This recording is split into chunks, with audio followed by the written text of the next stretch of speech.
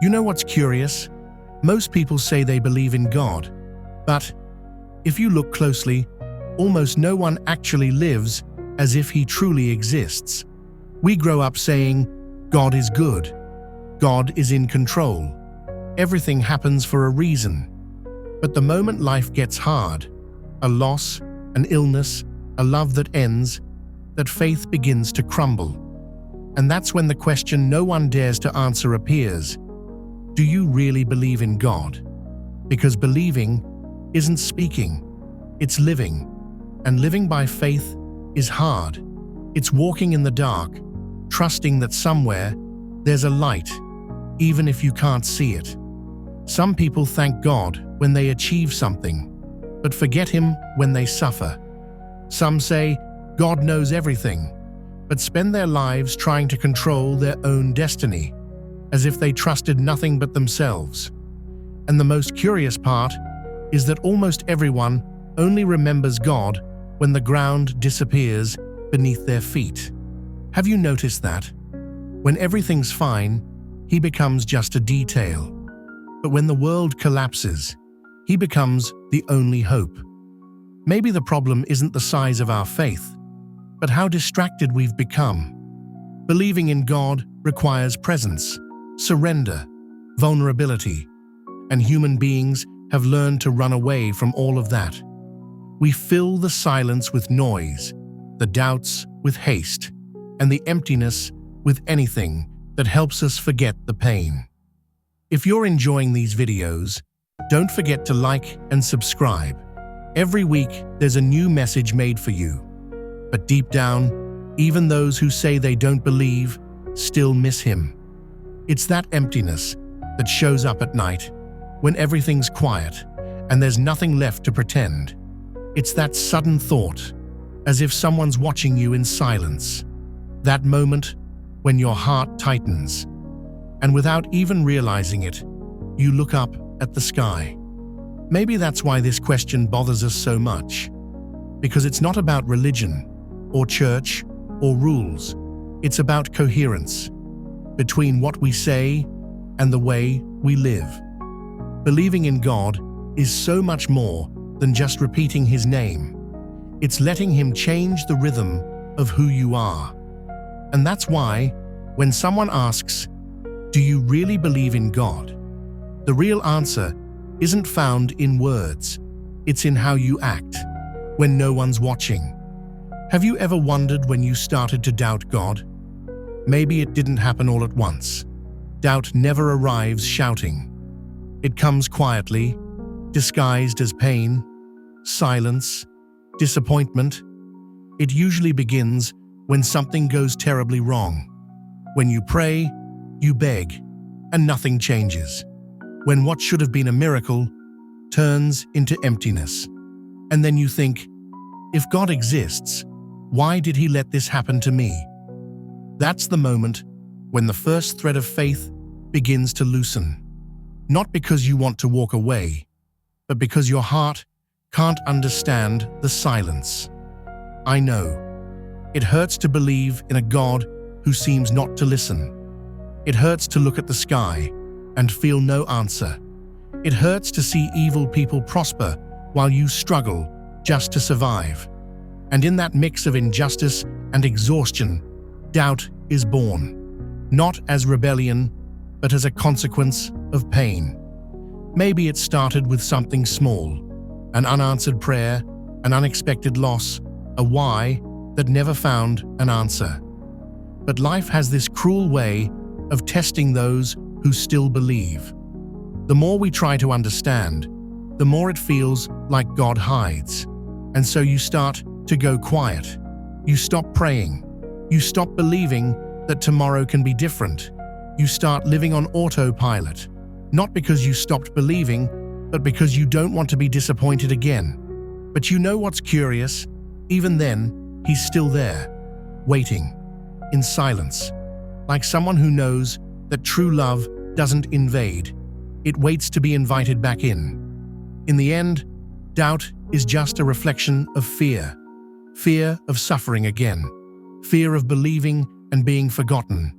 Fear of placing hope in something invisible. But what most people don't realize is that doubt is the seed of faith, because only those who still want to believe ever doubt. Those who've truly given up don't ask anything anymore. So if you're doubting, it's because God still touches you somehow. The pain that pushed you away is the same pain that will bring you back. The silence that once confused you is the same silence that will teach you how to listen. Maybe the problem isn't that God went silent, but that we forgot how to listen with the heart. Have you ever felt like God abandoned you? Like you prayed, and it felt like you were talking to yourself, like you opened your heart, and all you heard was the echo of your own voice. Maybe you've been there too. You closed your eyes, asked for a sign, an answer, anything, but nothing happened. The world stayed the same. The pain stayed the same. And that's when the thought comes, the one that scares even those who believe. Did he forget about me? But what if that silence isn't absence? What if it's the exact opposite? You see, there are moments when God doesn't speak, because he's teaching you how to feel. If he answered everything, you'd never learn to hear the invisible, because God's silence is the place where faith matures. Imagine a seed beneath the ground, in the dark, alone, surrounded by weight and silence. From the outside, it looks dead, but inside, it's growing roots. That's you. While you think nothing's happening, God is shaping you from the inside, in silence. The problem is that we mistake silence for abandonment. But to God, silence is love, in the form of waiting. He waits for you to learn to trust without seeing. He waits for you to understand that an answer isn't what you want to hear. It's what you need to live through. Many people give up right there. They think God has gone silent forever. But he's only preparing them for something greater. Because if he gave you everything the moment you asked, you'd never understand the value of receiving it at the right time. And I know that space between the prayer and the miracle hurts. It hurts to wake up every day and feel like he's not there, but he is. In the silence, in the breath still happening, in the strength you have without knowing where it comes from, in the little details you overlook. God's silence isn't the end. It's the space between pain and purpose. It's the pause that separates despair from faith. It's the moment he looks at you and thinks, "Now, my child, it's time for you to feel me, not just hear me." So, if you're praying today and feel nothing, it doesn't mean God went silent. It means he wants you to notice his presence in a new way. Maybe through time, maybe through pain, or maybe through silence itself. Because God's silence isn't his absence. It's proof that he trusts you enough to stay quiet, knowing that sooner or later you'll understand. He never stopped listening. Have you ever felt like something protected you with no explanation? Like you were about to leave but got delayed by 2 minutes, and because of that, avoided something bad? Or you suddenly thought of someone and that person messaged you at that exact moment? Or you cried in silence and a song started playing with the exact words you needed to hear? Are you enjoying what we've been sharing with you? Coincidence? Maybe. But sometimes it feels like more. It feels like care. It feels like purpose. It feels like God, disguised as coincidence. You see, God rarely shouts. He speaks in subtleties.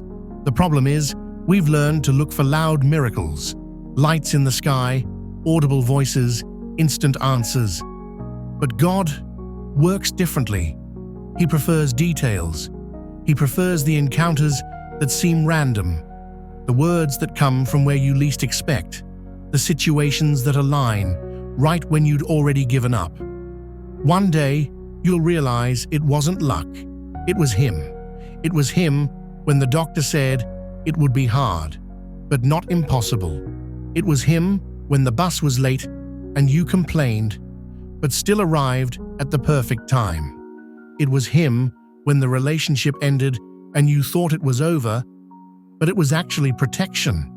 It was him when everything seemed wrong, yet something deep inside whispered, "Just hold on a little longer." Those small things the world calls coincidences are subtle traces of a present God. He doesn't impose, he reveals himself gently. He shows up when you least expect it, like a soft breeze after a storm, like a look that understands without words, like a feeling that something or someone is guiding you even when you can't see the path.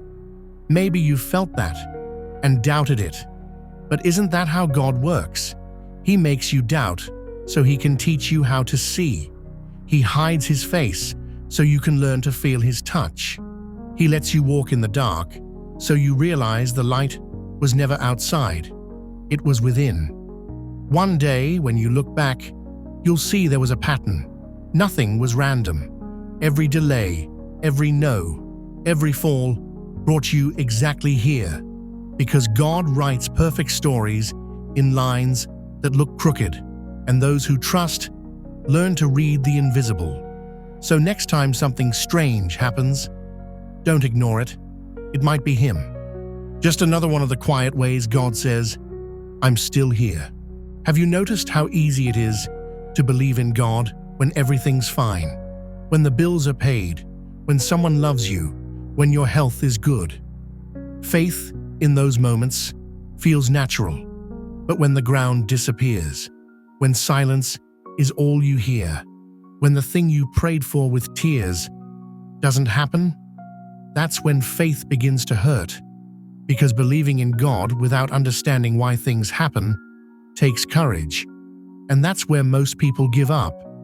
We want a God who explains, but he prefers to be a God who transforms. We want proofs, signs, answers, but he wants trust. He wants to know if you love him for who he is, or just for what he does. You see, there's a huge difference between believing because you saw and believing even when you don't understand. Those who believe because they saw depend on the miracle, but those who believe without understanding are the miracle. Because true faith is born in the dark. When you walk without seeing the path, but keep walking anyway. When you feel fear, but still choose to pray.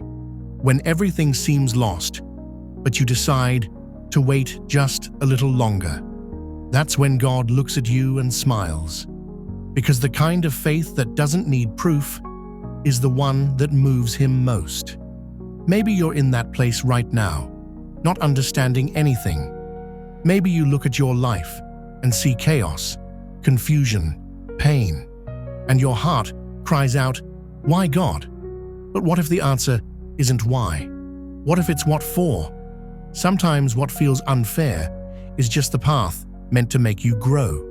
Sometimes what feels like delay is just God protecting you from something you can't see. And sometimes what feels like silence is him saying, "Trust me, even when you don't understand." Faith without proof is a leap in the dark, but it's not a leap into nothingness. It's a leap into the arms of an invisible God who never stopped holding you. You don't need to see to believe. You just need to remember, because deep down, you already know he's always been there, holding you when you thought you couldn't go on, guiding you when all you could see was darkness, healing you even while the pain was still throbbing. Faith without proof is what separates those who know God from those who've only heard about him. And one day, when everything finally makes sense, you'll look back and realize the darkness was never the end. It was the cradle of your faith.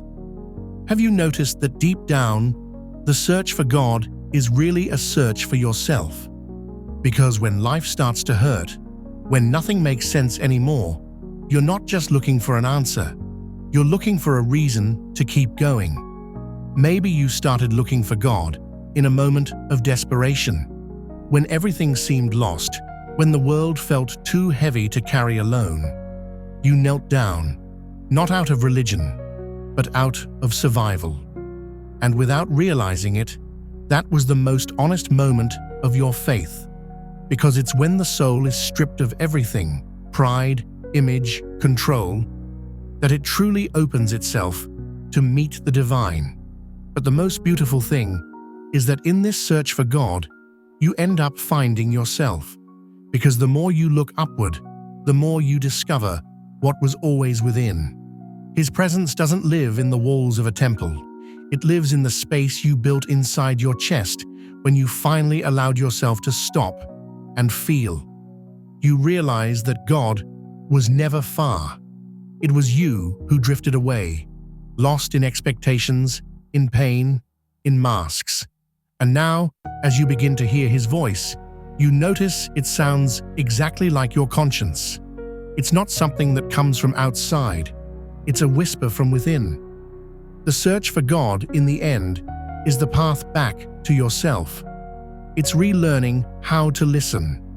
It's understanding that purpose isn't about destiny, it's about presence.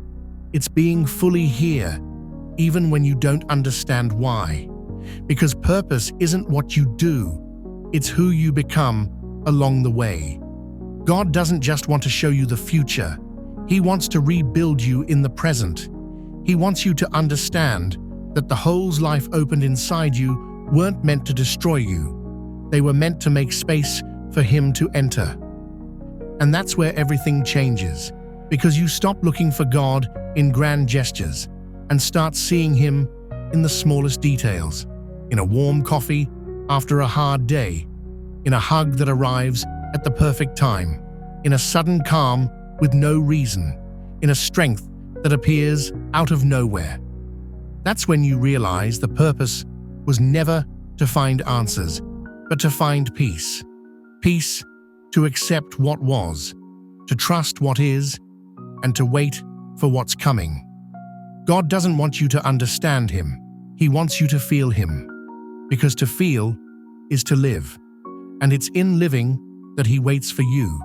God doesn't want you to understand Him. He wants you to feel Him. Because to feel is to live. And it's in living that He waits for you. So maybe the meaning of life is exactly this: to seek God until you discover that He was always there, in the center of your own heart. And when that realization hits, everything changes, because you stop searching for meaning in things and begin to see that the meaning was always you. God dwelling within you, reminding you that the purpose was never out there. It's in who you become each time you choose not to give up. There comes a moment in life when you stop looking for proof. God stops being a question and becomes a choice, because faith isn't about certainty. It's about moving forward even when all your certainties have fallen apart. Have you ever noticed that no one believes because they understood everything? People believe despite not understanding. That's what makes faith so human, and at the same time, so divine. One day you wake up and realize there are no more answers. All the whys are gone. The prayers feel empty, and the heart exhausted. And that's when God watches you in silence. Not to judge you, but to see what you'll do with what little you have left. Because faith begins exactly where explanations end.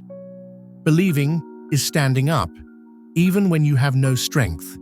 It's forgiving those who never said, "I'm sorry." It's daring to dream again after losing everything. It's looking up to the sky and saying, "Thank you," even with a broken heart. Some people think faith means never doubting, but it doesn't. Faith is doubting and continuing anyway. It's walking with fear, but refusing to stop. It's having 1,000 questions, yet still choosing to trust. Faith is a silent decision that happens deep within the soul. That quiet voice that whispers, "I still believe," even when the rest of the world screams, "It makes no sense." Maybe you'll never see God with your eyes, but you'll feel Him in the smallest things, in the time that heals, in the peace that returns, in the life that insists on continuing. He reveals Himself after the pain, after the waiting, after the fall. And when you finally understand that, you realize that faith isn't the end of doubt. It's what keeps you alive inside it. It's what pushes you forward without guarantees. It's what teaches you to love without knowing the outcome, to start over without a promise, to trust without a contract. Because in the end, believing is a daily choice, not one made with the mind, but with the heart. It's looking at everything that went wrong and still saying, "God, I still believe." And in that instant, that small moment of surrender, something changes inside you. The pain remains, the silence still exists, but now there is peace. Because faith doesn't remove the weight of life. It teaches you to carry it with purpose. Believing, after all, is understanding that God never promised it would be easy. He only promised you'd never be alone. And that's why, even without proof, without answers, without understanding, you choose to keep going. And it's in that decision, simple, silent, and brave, that the miracle happens. Because in the end, faith isn't the reward for those who understand everything. It's the refuge for those who, tired of trying to understand, choose simply to believe. If this message touched your heart, don't forget to like and subscribe. Every week, there's a new reflection to strengthen your faith and your heart.